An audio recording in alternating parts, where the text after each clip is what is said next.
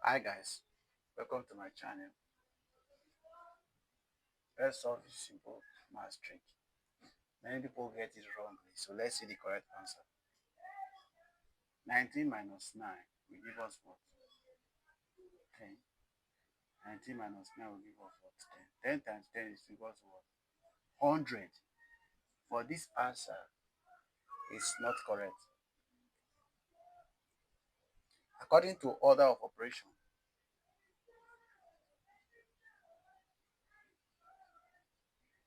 so we are going to solve what is inside the bracket first. Then division, multiplication, addition, and subtraction from left to right. Now,